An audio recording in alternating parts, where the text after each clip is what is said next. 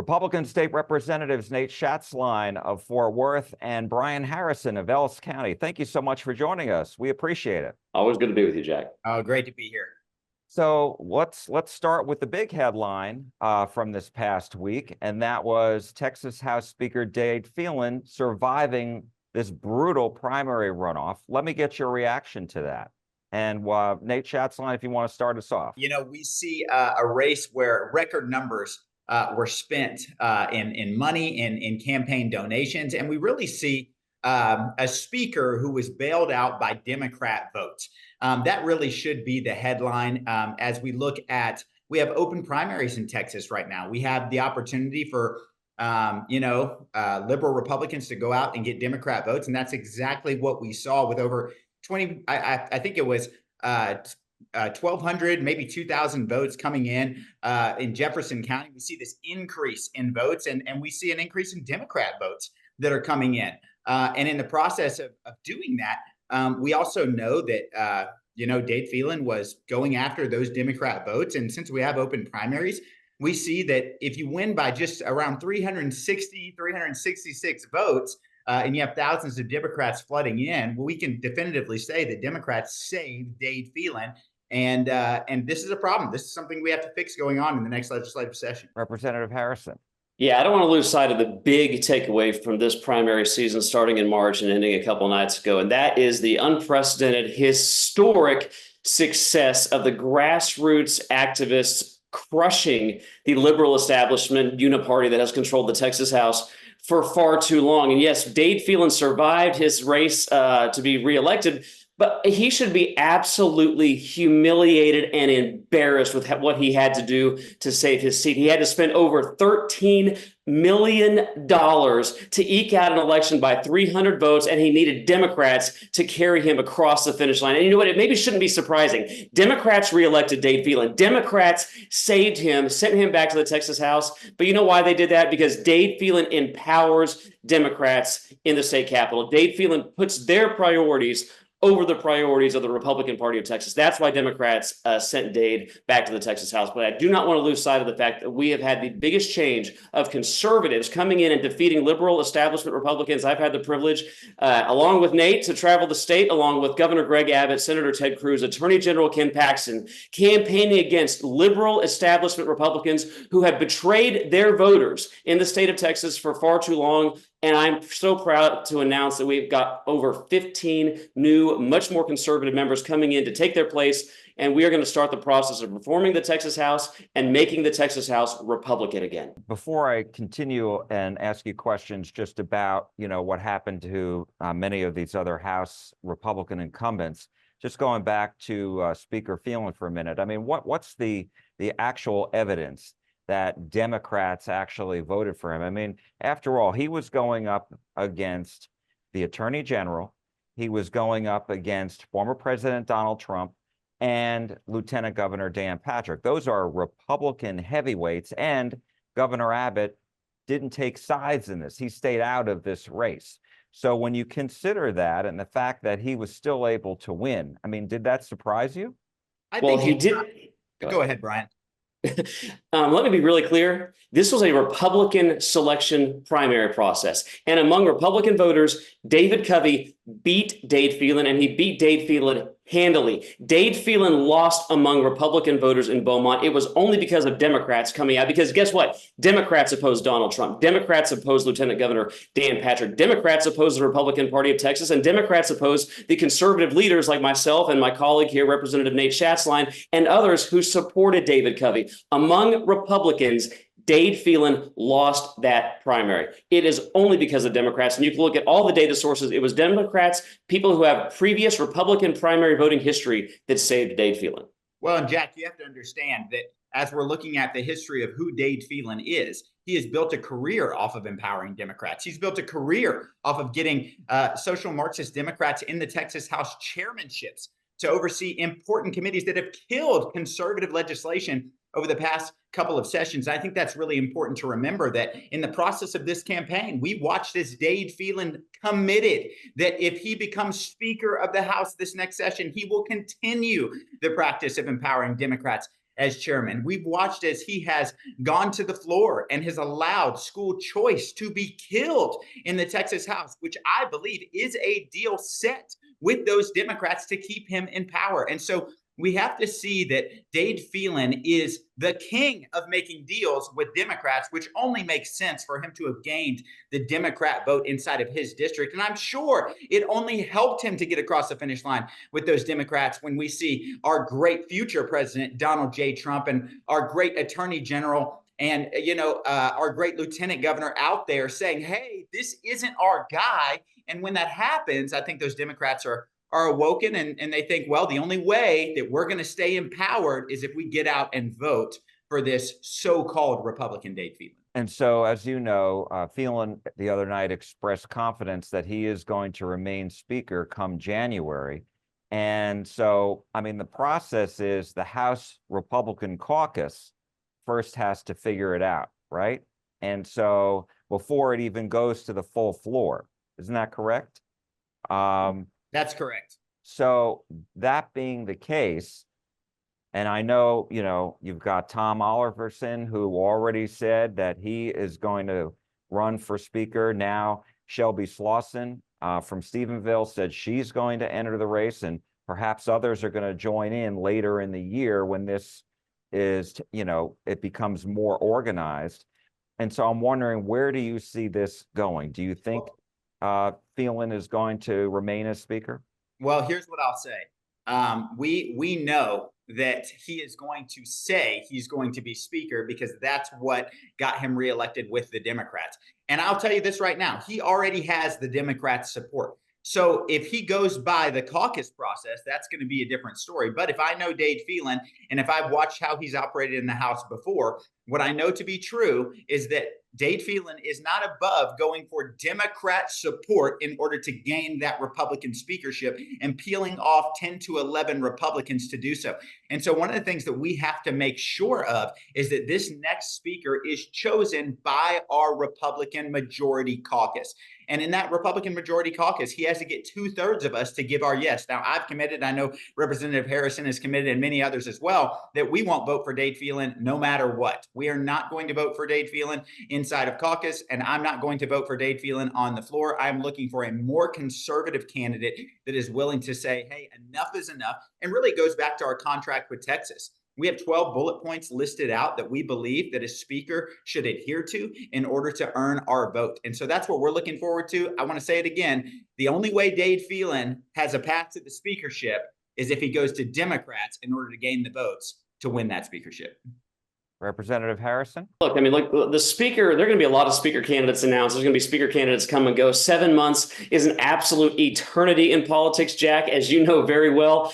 Look, but who the speaker ends up being is less important to me than what I think is of primal focus for us, and that is reforming the Texas House. Under Dade Phelan and liberal Republican speakers before him, the Texas House has become a corrupt den of liberal dysfunction where Democrats are empowered and so-called Republicans collude with them to destroy liberty. That's why we put out the contract with Texas. Our goal number one is reforming the Texas House to become once again a body that is representative of the voters who sent them there. Look, the odds are good for Dade because he campaigned saying he was going to double down on empowering Democrats. So he starts with a very high number of votes on the floor. The question is going to be, how many Republicans are going to continue to publicly betray their voters, stab them in the back by aligning with so-called Republicans like Dade Phelan, who empower the very Democrats that they campaigned against? That's going to be the real question. So who the speaker ultimately is not as important as the type of reforms that we're pushing in the contract with Texas. We've got to decentralize power,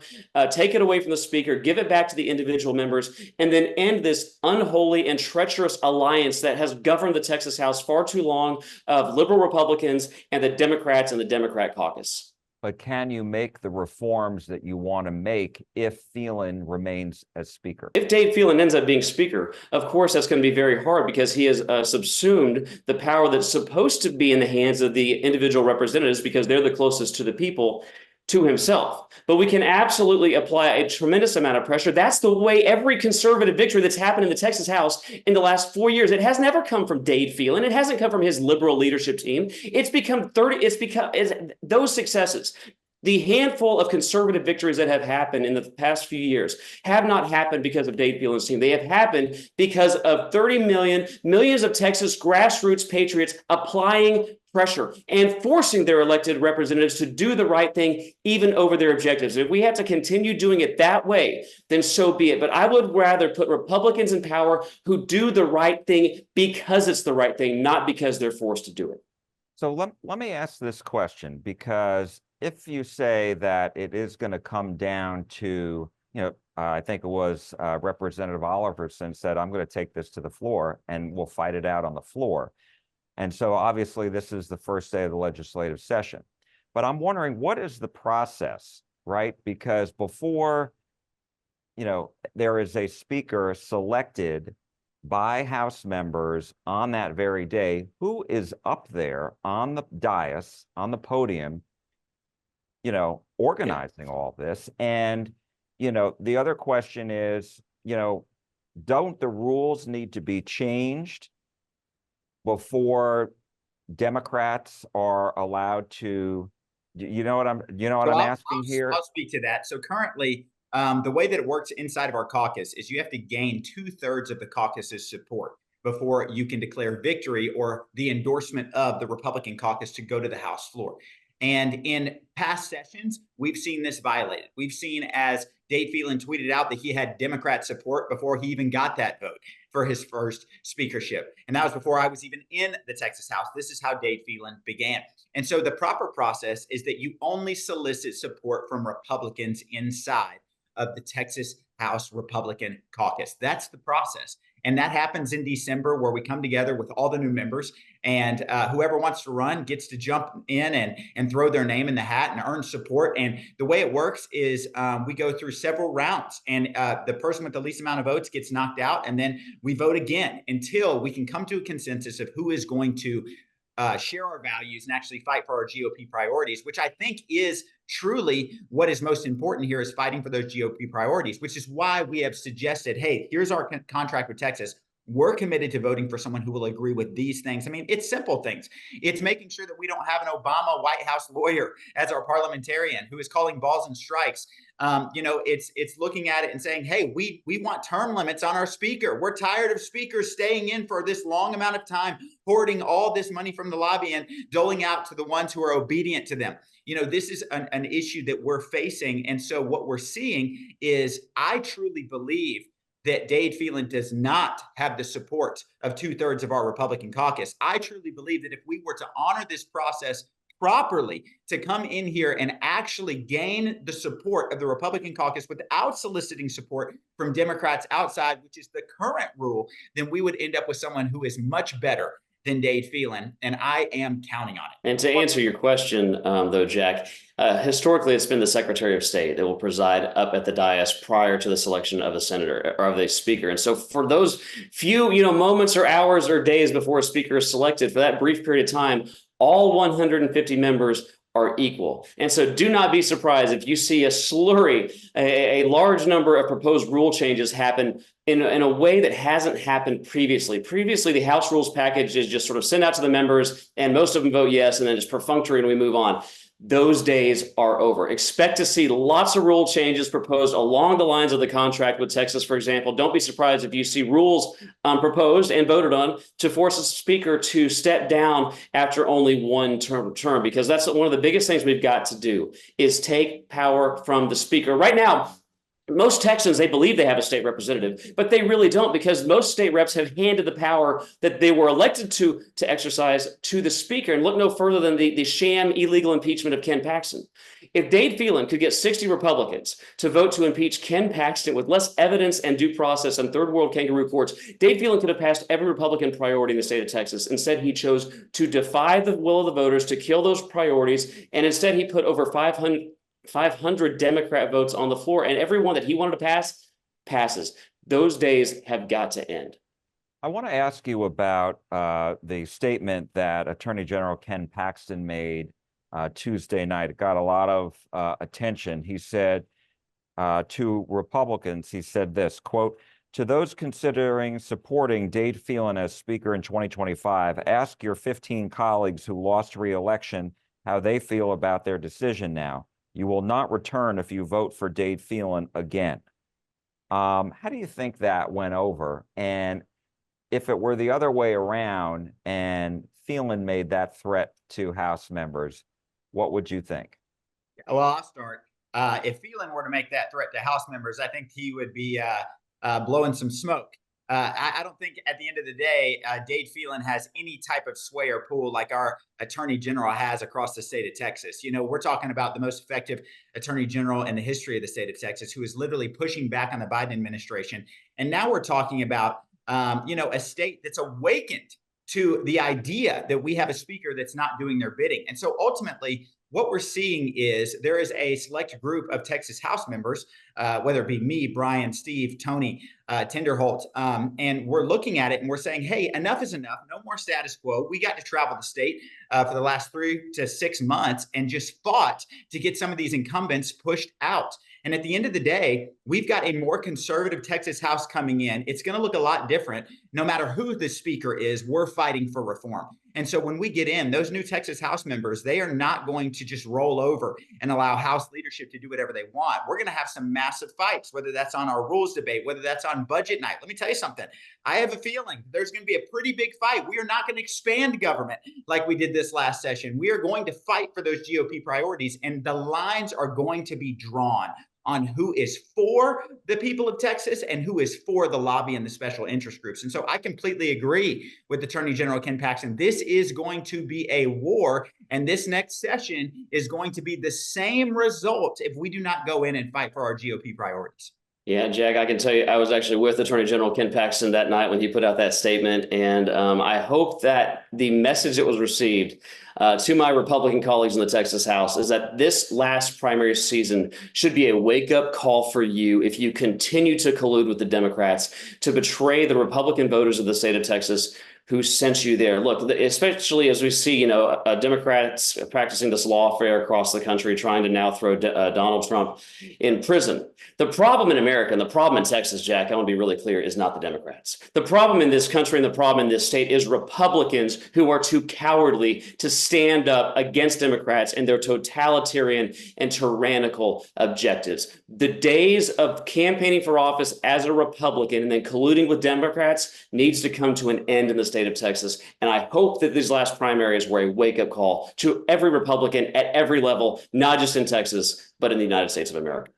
And my last question, you spoke earlier a little bit about the incumbents who lost. And in the North Texas region, there were 8 by my count. So you have Representatives Holland, Burns, Frazier, Stuckey, Rogers, Click, and also you've got a couple others come to mind. There were a lot. Yeah, there were a lot. Obviously, I didn't write down my whole list here, but you get the point. I mean, it's 8 of them. And so I'm wondering right now, does Governor Abbott, because he campaigned against many of the incumbents who voted against his school choice plan, given that fact, does the governor become more powerful at the Capitol? Here's what I want to say. I don't want to focus on the liberal establishment Republicans who were defeated. I want to celebrate the new conservative members of the Texas House that are going to be sworn in January, because I think every one of them is committed to one of the biggest, if not the biggest, domestic policy issue of our time, which is putting parents in charge of their kids' education. Over 33 states have already empowered their parents to some degree with school choice. The governor supports it. Lieutenant governor supports it. The Texas Senate supports it. But in the Texas House, for far too long, we've had Republicans who are in bed with the liberal extremist teacher unions that have denied parents the ability to put their child, their beautiful, individual, unique children, in the school and the educational environment that is best for them. We are going to pass school choice next session. And what I'm focused on is that the state of Texas should make up for being late to empowering parents with school choice by being bold. I want to lock arms with Governor Abbott and my new colleagues, the Texas Senate, and pass the most robust, bold, universal school choice program in the United States of America. I think that's possible, and I'm going to do everything in my power. I know Representative Schatzline will as well, to make that happen next session. Well, what I'll add, Jack, is we're looking at a Lieutenant Governor, Dan Patrick, and the Senate, who passed school choice 5 times last session, which just goes to highlight the failed leadership of Dade Phelan once again. That we can pass it 5 times in the Senate. We have Ted Cruz traveling across the country, shouting out that this is the civil rights issue of our day, and yet our liberal Republican speaker cannot get that across the finish line. That's an abject failure on his part, and really on the failure of the colleagues that are not coming back. And so we're looking at it and we're just saying, this isn't just going to be some school choice bill. No. We are fighting for universal education freedom, because every single parent deserves to know and to empower their child into the educational choice of their choosing. And so we are going to bring absolute reform. This is going to be beautiful. I'm excited because we do have the votes for school choice, but not just for a watered down school choice bill. No. We have the votes to bring in substantial legislation to make sure that the children inside the state of Texas are no longer trapped inside of government monopoly schools, but we are going to empower them with options to get the best educational outcomes that we can in the state of Texas. We will let that be the last word. Representative Nate Schatzline and also Representative Brian Harrison. Thank you so much. We appreciate it. Thanks, Always Jack. great to be with you.